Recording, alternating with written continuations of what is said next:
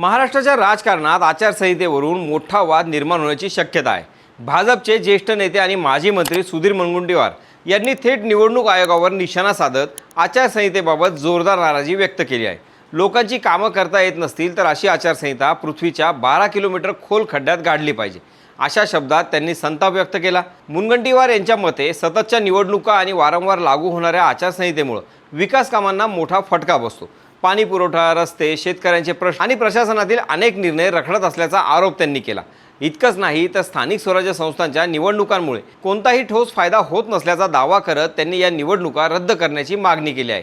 यासाठी आपण थेट पंतप्रधान मोदी यांना पत्र लिहिणार असल्याचे त्यांनी जाहीर केलं।